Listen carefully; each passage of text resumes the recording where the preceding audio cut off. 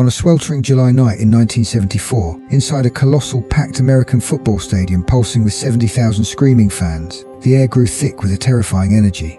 Just moments before the headliner was set to take the stage, a chaotic scramble erupted backstage among the roadies. What none of those ecstatic kids in the front row could have possibly known was that the entire spectacle and their very lives was now precariously hanging by a single frayed $2 copper cable. History books will tell you the golden age of American stadium rock was forged in pure rebellion. They sell a sanitized liturgy of the 1970s. They paint a landscape where musical genius descended from the heavens, fueled exclusively by hallucinogens and groupies. You are conditioned to believe the deafening roar of a Midwestern arena was summoned by the raw charisma of a frontman. The prevailing narrative demands you worship the artist as a flawless conduit of electric magic. He stands defiantly against the crushing weight of ordinary American life. But that cultural memory is a carefully constructed hallucination. The truth of how that monolithic sound reached the cheap seats is far uglier. It is also infinitely more desperate. Touring the United States during this era was a logistical nightmare rapidly mutating into a brutal industrial arms race. Bands were no longer playing sweaty basement clubs in Greenwich Village. They were suddenly expected to conquer colossal concrete bowls built for professional football. The relentless capitalist machine of the music industry demanded maximum ticket sales. This meant pushing performances into vast outdoor stadiums under unforgiving skies. To fill those cavernous voids, the volume had to increase exponentially. This birthed a frantic demand for unprecedented amplification. This was not a slow, calculated scientific evolution. It was a chaotic scramble by desperate men rushing to build mountains of wood and wire. The industry wanted the sonic equivalent of a nuclear detonation every single night. They completely ignored the basic laws of physics. It was an arrogant gamble that was about to collect a devastating debt. Look past the dazzling theatrical lighting, and the illusion shatters completely. Out front, the guitarist stood bathed in glorious white spotlights. He executed perfectly timed bends on a custom Stratocaster, looking utterly immortal. But mere inches behind the heavy velvet curtains, the scene resembled a post-apocalyptic war zone. Mountains of heavy amplifiers were chained together in entirely theoretical configurations. They hummed with lethal amounts of raw alternating current. The structural integrity of this sonic cathedral relied on frayed silver duct tape. It depended on wishful thinking and ungrounded electrical panels exposed to the open air. Safety protocols were treated as annoying suggestions by greedy promoters who only cared about the box office gross. There were no fail-safes. There were no circuit breakers. It was a breathtakingly reckless display of brute force engineering. We idolized the musicians who stood safely at the microphones, but we deliberately erased the men who actually harnessed the lightning. The true architects of stadium rock were the anonymous road crew members. They were high school dropouts crawling through tangled copper wiring. They were the ultimate disposable commodities of the American entertainment complex. They worked for minimum wage and a backstage pass. Nobody provided them with safety manuals or protective gear. They were essentially human guinea pigs, testing massive voltage loads with their bare hands in the dark. If a custom-built transformer threatened to explode during a guitar solo, a sleep-deprived 20-year-old had to smother the sparks. They absorbed the electric shocks and inhaled the toxic fumes from melting solder. They sacrificed their own bodies to keep the great American rock dream fully operational. The environment surrounding these massive structures was inherently hostile. It was a ticking time bomb waiting for a single atmospheric trigger. Picture a humid July evening in the Rust Belt. Sudden thunderstorms could roll over an open-air venue without a moment of warning. The heavy canvas tarps were utterly useless against a torrential downpour. Sheets of water cascaded directly onto thousands of volts of unprotected amplification racks. The air itself would grow heavy with the sharp metallic stench of burning ozone. Every single veteran technician learned to fear that unmistakable scent instantly. In those suffocating moments, the distance between a legendary performance and a mass casualty event was measured in millimeters of thinning rubber insulation. The promoters watched the ticket revenue pile up in secure lockboxes. They were completely insulated from the terrifying physics playing out on the wooden boards below. Ultimately, the golden age of stadium rock was never a triumph of artistic rebellion. It was a ruthless industrial meat grinder that traded human safety for decibels. The chaotic sound that defined a generation was not paid for with staggering musical talent. It was not fueled by romanticized drug binges. It was paid for in the blood, the burns, and the permanent nerve damage of the disposable boys sweating in the shadows. The crowd believed they were witnessing a miracle of modern music. They were entirely blind to the carnage happening right behind the amplifiers. That was the magic of the music industry. It was a blinding light carefully designed to hide a slaughterhouse. By the late summer afternoon of 1974, the sky above Chicago had bruised into an angry, suffocating purple. Down on the saturated turf of Soldier Field stood a 21-year-old kid named D.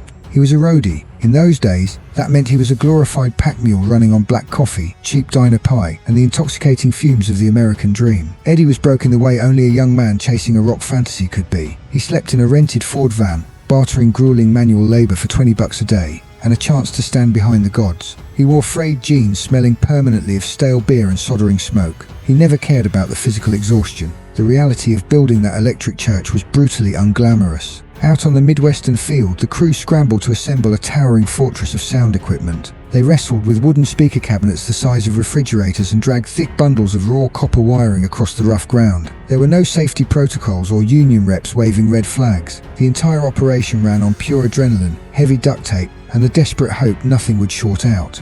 Eddie was in the thick of it, hauling massive amplifiers through the sticky heat.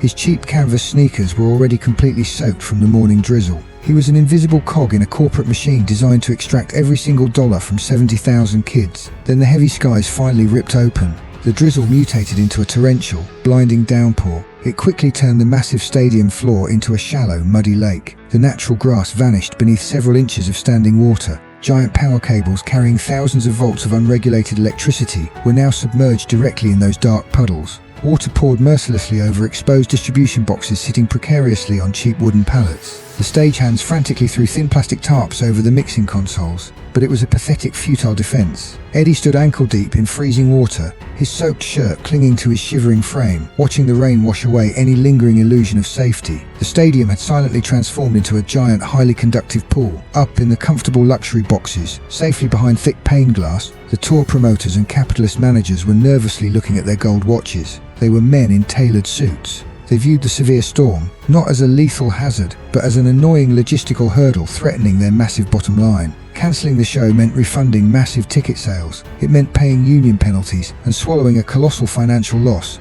That simply was not an option in the cutthroat business of 70s stadium rock. Word came down over the crackling radio network to keep pushing forward immediately. They ordered the exhausted crew to power up the main arrays regardless of the rising water. Eddie and the other roadies were expected to play Russian roulette with the main power grid so the giant money machine would not stall. The shivering crew hesitated, glancing nervously at submerged junction boxes humming with a low, predatory vibration. Nobody wanted to be the first one to touch the wet metal chassis of the amplifiers. The intense pressure from the suits crackled through the walkie-talkies, demanding immediate, unquestioning action. Eddie, driven by that fierce and naive loyalty, stepped forward into a murky puddle to plug in the main feeder line. Here is where it gets interesting. The glittering illusion of the entire era was about to violently snap. The managers were demanding stadium-shaking volume from a hastily assembled electrical rig, lacking even a basic ground wire. They willingly traded the fragile safety of their most loyal believers for a highly lucrative gate receipt. Eddie wiped the freezing rain from his tired eyes and reached down with bare, trembling hands toward the heavy black plug resting quietly in the mud. The promoters had promised the city of Chicago a sonic revelation. They demanded an auditory spectacle that would rattle the foundations of the surrounding skyscrapers. It was meant to cement their legacy in American rock culture. To achieve this unprecedented volume, the production company overnighted a custom-built amplification rig. It arrived in wooden crates from a boutique warehouse in California. This was not standard touring equipment. It was an experimental fortress of vacuum tubes and oversized transformers. The hastily soldered circuit boards were designed to push decibel levels past the threshold of human pain. The road crew, deprived of sleep and running on cheap diner coffee, wrestled the towering wooden cabinets onto the scaffolding. The stage was already slick with an unseasonable summer downpour. The rain refused to yield. Water pooled in the sagging protective tarps and dripped relentlessly onto the plywood decking. The sheer weight of the audio behemoths caused the temporary flooring to groan. It buckled under the immense pressure. Every corner of the setup area was a chaotic maze of thick black cables. The touring managers paced frantically at the edge of the mixing desk. They barked orders through crackling megaphones. They demanded the sound check proceed on schedule, regardless of the hazardous weather. They wanted the loudest sound in history. They were about to get exactly what they asked for. Eddie was 21 years old. He was desperate to prove his worth to a crew that treated him like disposable labor. He scrambled beneath the towering stacks of speakers. His soaked denim jacket clung tightly to his shivering frame. His primary responsibility was bridging the massive power amplifiers to the main stage monitors. Standard operating procedure required a dedicated grounding spike to be driven deep into the earth. This ensured rogue electrical currents had a safe pathway to dissipate. But but the newly paved concrete foundation of the stadium parking lot offered no bare soil. The frantic schedule left no room for creative engineering solutions. The senior technicians made a fatal calculation in the pouring rain. They bypassed the grounding loop entirely. They assumed the heavy rubber matting beneath the primary power distribution boxes would provide adequate insulation against the standing water. Eddie knelt in a puddle of muddy rainwater. His bare hands gripped the thick copper connectors of the primary power feed. He was working blindly in the dim light of a single halogen work lamp. It swayed violently in the gathering storm winds. The entire structure vibrated with the latent energy of industrial-grade generators humming in the distance. He forcefully pushed the final multipin connector into the socket. He twisted the locking collar until it clicked into place. It was a perfectly executed technical maneuver under the most abysmal working conditions imaginable. It was also the precise action that sealed his fate. The lead audio engineer gave the thumbs up from the soundboard. He was positioned halfway across the flooded stadium turf. He threw the primary breaker switch. An ocean of raw, unfiltered electrical voltage sent a violent surge through the ungrounded cables. The custom amplifiers roared to life. They emitted a terrifyingly deep mechanical hum that vibrated through the crew members' boots. The glowing vacuum tubes burned intensely bright. They projected a sinister orange corona against the dark rain-swept canvas of the stage roof. Eddie stood up slowly. He wiped a mixture of cold sweat and dirty rainwater from his exhausted eyes. He reached out with a soaked leather glove to adjust a metal microphone stand. It had drifted slightly out of alignment. He was entirely unaware that the massive power upgrade had just turned the wet surface of the stage into a highly charged electromagnetic grid. The innovation designed to elevate the band into musical gods had inadvertently transformed the performance space into an invisible bed of nails. The moment Eddie's fingers grazed the metallic surface of the microphone stand, the rogue current found its desperate escape route. A massive surge of ungrounded electricity tore through the wet leather. It instantly gripped his muscles with a force so violent it defied human comprehension. He could not scream. He could not pull away. The invisible current locked him into a rigid, agonizing posture. The monstrous amplifiers continued to hum their deafening, indifferent tune. The ultimate quest for the perfect, earth-shattering stadium sound had bypassed every logical safety protocol. It turned a simple, dedicated roadie into a human lightning rod. The stadium lights flickered violently for a fraction of a second. The power grid absorbed the catastrophic short circuit. A sharp, terrible crack echoed across the empty stadium seats. Eddie never woke up. 200 miles away from the mud of summer festivals, the true architecture of stadium rock was being forged in the freezing industrial belly of Detroit. By the winter of 1973, the American music industry was possessed by a manic obsession with sheer scale. It was no longer enough to simply play a song. The mandate from record labels and greedy promoters was brute force. They wanted monstrous sound systems that could conquer vast sports arenas, demanding rigs that could project a kick drum straight into the chest cavities of kids sitting 80 rows back. This was the golden age of American amplification capitalism, a ruthless arms race where the only acceptable metric was louder, heavier, and infinitely more dangerous. At the dead center of this decibel war stood Arthur, a 45-year-old audio engineer who looked significantly more like an exhausted bank manager than a rock revolutionist. He was a deeply conservative Detroit businessman who utterly detested the sprawling drug-fueled indulgence of the psychedelic era. He did not care about peace, love, or the spiritual awakening of a lost generation. Arthur cared strictly about acoustic physics, moving massive air volumes and locking down lucrative manufacturing contracts. While rockstars snorted their cash advances in luxurious coastal suites, Arthur stood completely alone in a poorly lit sub-zero warehouse on the desolate outskirts of the Motor City, blowing into his cupped hands just to keep his stiff fingers nimble enough to strip heavy speaker wire. Before him loomed his latest and most dangerous obsession, a towering prototype of a modular public address stack that was explicitly designed to obliterate existing acoustic limitations. It was a terrifying monolith of exposed birch plywood and raw electronics. Arthur had recklessly daisy-chained a sprawling battery of heavy-duty solid-state amplifiers, pushing a monstrous array of 15-inch low-frequency drivers and screaming high-frequency compression horns. He was experimenting with a highly complex active crossover network, deliberately bypassing the standard factory safety limiters to squeeze maximum wattage out of the glowing transformers. The impedance loads were dropping dangerously low, pulling a frightening amount of alternating current directly from the city's unstable power grid. This reckless pursuit of absolute acoustic supremacy was the very engine of his success, a brilliant gamble that was quietly sealing his doom. The frigid air inside the desolate warehouse seemed to crackle with thick static anticipation as he walked the perimeter of the massive rig. Arthur was attempting to build a literal wall of sound, a sheer vertical cliff face of acoustic pressure that could physically pummel an audience into total submission. Every single internal component, from the heavy-gauge copper voice coils to the massive ceramic magnet structures, was custom wound and over-engineered to handle an unprecedented thermal load. He wanted the bass frequencies to feel like a localized earthquake, perfectly willing to push the fragile hardware right to the absolute edge of catastrophic electrical failure to achieve it. He reached out with freezing, heavily calloused hands to firmly grasp the master fader on the custom mixing console, staring up at the towering black wooden boxes that held his entire financial future. The lingering silence in the cavernous concrete room was heavy, brutally industrial and absolute. He was a proud man standing completely alone before a massive firing squad of his own meticulous design, entirely unaware that the heavy ammunition was already loaded.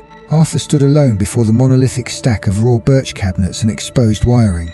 He viewed the terrifying wooden structure as his ultimate commercial masterpiece. He had spent grueling months winding those massive copper voice coils entirely by hand. He carefully calculated the exact electrical voltage required to project a low-frequency bass wave across a crowded football stadium. The standard occupational safety manuals of the era dictated heavy industrial ear protection for this extreme decibel range. Arthur ignored those warnings entirely. He was a stubborn audio engineer of the old guard. He firmly believed you could not tune a revolutionary crossover network through layers of muffled safety foam. He needed to hear the pristine, unadulterated truth of the high-frequency compression drivers with his naked ears. He wanted to feel the physical bite of the treble inside his own skull. He was about to get exactly what he asked for. He confidently rested his calloused fingers on the heavy master fader of his custom mixing console. The cavernous warehouse was dead quiet. The only noise was the predatory hum of daisy-chained amplifiers drawing massive alternating current from the failing Detroit grid. Arthur slowly pushed the fader upward. An unfiltered audio test signal rushed through the labyrinth of unprotected circuitry.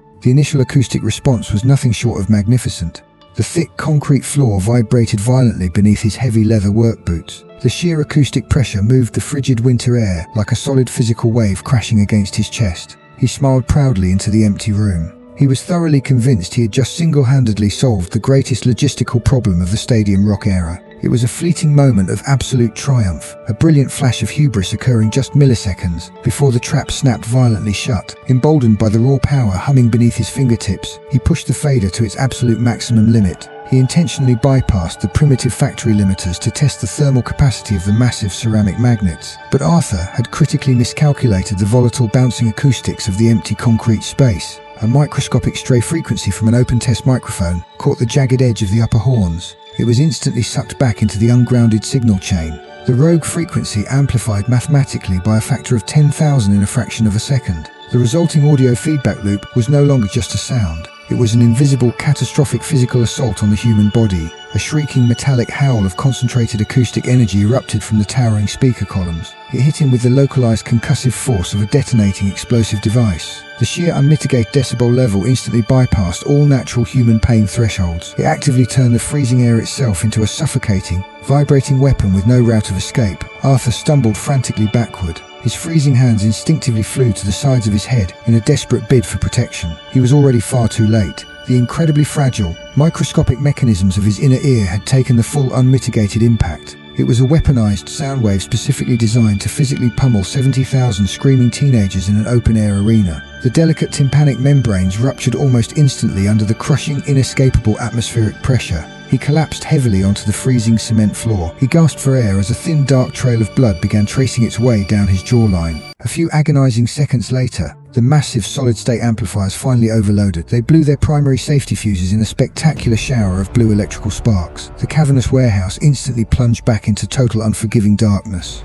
The stubborn architect of the loudest musical generation in American history had successfully built his empire right there on the frozen concrete. He had just perfected the very machine that would define a highly lucrative decade of global stadium tours. His dangerous invention would mint untold millions for the corporate executives he so deeply despised, but he would never actually hear a single note of it. The brilliant visionary of absolute, uncompromising volume had permanently exiled himself to a quiet, terrifying prison. The creator of the ultimate wall of sound was now completely and irreversibly deaf.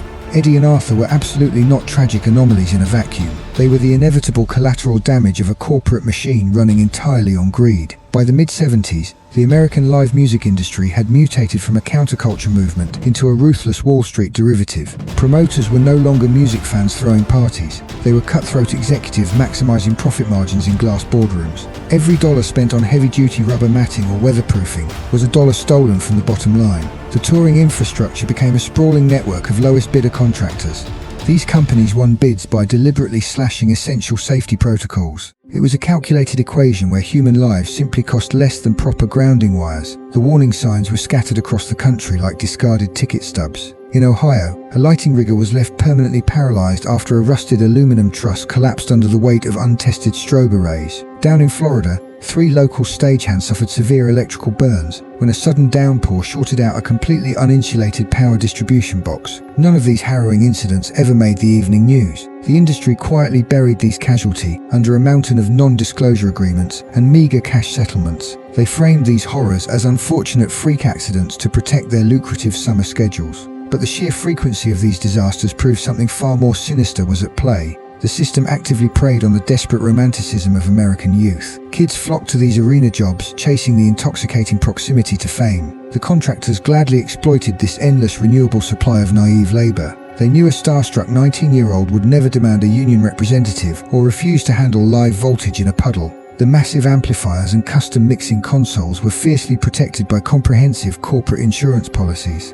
The boys carrying those amplifiers were completely unprotected. They were treated as interchangeable parts in a disposable engine. It was a quiet financial decision that would soon demand a devastating toll. The industry created an environment where catastrophic failure was not just possible, but statistically guaranteed. They built towering monuments to stand on foundations of cheap wire and corporate negligence. The executives toasted their unprecedented ticket sales while the crews below navigated active minefields. The entire ecosystem was holding its breath, waiting for the one variable they could not buy off or bury. It was only a matter of time before the fragile house of cards collapsed entirely. For decades, the memory of the American rock revolution relied on specific romanticized tragedies. We think the greatest casualties of the 70s were victims of their own wild excess. Public consciousness is permanently scarred. We see tragic images of beautiful musicians dying in lonely hotel rooms. We blame overflowing bottles of cheap whiskey. We blame the potent heroin. We blame the crushing psychological weight of sudden massive fame. The media aggressively sold us this poetic narrative. They loved the tortured artist consumed by their own self-destructive fire. It was a comforting lie. It fit perfectly into the rebellious mythology of that golden era. Fans eagerly bought into the glamorous idea. They truly believed rock stars were celestial beings. They preferred burning out rather than fading away. But the real secret of the stadium rock era was far less poetic. The true death sentence of this generation was not hidden in a dirty syringe. It was not found in a prescription pill bottle. It was concealed beneath the heavy wooden floorboards of the stage. It was buried deep in the mud of flooded football fields. While glowing frontmen soaked up adoration, a real crisis unfolded quietly in the shadows. The rapidly exploding touring industry had transformed. It became a ruthless, unregulated corporate machine obsessed with massive profits. Promoters constantly demanded louder sound systems. They wanted more dazzling light shows. They needed larger outdoor venues to maximize ticket sales. They pushed the absolute limits of physical engineering, yet they stubbornly refused to invest in basic human safety. This insatiable capitalist hunger created a terrifying environment. Human life became significantly cheaper than replacing damaged audio equipment. The anonymous road crews became the disposable shock troops of the music industry. These were kids fueled by minimum wage and sheer passion. They were forced to wire massive experimental power grids. They worked under extreme weather conditions with virtually zero formal training. These young technicians routinely handled custom-built amplifiers. These massive rigs pulled enough raw voltage to power a small suburban neighborhood. Every single night, they essentially constructed a highly volatile electrical bomb. They simply hoped duct tape and blind luck would hold it together. The corporate suits sat safely in their dry luxury boxes. They never once considered the lethal physics of their demands. They just wanted the show to go on immediately. We spend endless hours dissecting the fatal overdoses of famous guitarists. Yet history has completely erased the agonizing screams of the invisible workers. They paid the ultimate price for that flawless sonic perfection. We never read newspaper obituaries about eager 21-year-old roadies. We ignore the kids whose hearts violently stopped on wet stadium grass. We never talk about the brilliant, obsessive sound engineers. They permanently sacrificed their hearing to build those towering walls of sound. Their broken bodies were simply written off. They became the acceptable collateral damage of doing big business. The industry actively suppressed these gruesome, terrifying stories. They feared the ugly truth would shatter their highly lucrative illusion. Selling rebellion to the youth of America required maintaining total visual perfection. The silence surrounding these preventable tragedies was a cold-blooded business decision. The staggering irony is that the reckless drug abuse was merely a symptom. The wild partying hid a much deeper systemic rot within the scene. The entire foundation of this multi-million-dollar musical revolution was structurally flawed. It was a massive, glittering empire built on the backs of exploited labor. It relied heavily on dangerously outdated and ungrounded electrical infrastructure. This grand illusion required an immense amount of hidden suffering. The flawless facade had to be maintained perfectly in front of the paying audience. The famous musicians themselves were often completely oblivious. They never saw the lethal traps waiting just inches from their microphone stands. The impending disaster was never a matter of if it would happen. It was only a question of exactly when the fragile system would finally snap. The true cost of that legendary volume was measured in hidden human lives. When the inevitable reckoning finally arrived, it did not announce itself loudly. There was no dramatic drug bust or glamorous public scandal to capture the headlines. It was completely silent, instantaneous, and entirely devoid of any rock and roll glory. The grand tragedy of the stadium rock era was never about the romanticized excess of the artists. The ultimate death sentence was actually delivered by a simple $2 copper cable. It completely lacked a proper ground connection. It was just a tiny, frayed strip of cheap wire. It rested quietly in a deep puddle of muddy rainwater beneath the stage. It was patiently waiting in the dark to collect its bloody toll. I think there is something deeply honorable about the unsung guys pushing heavy flight cases through the mud.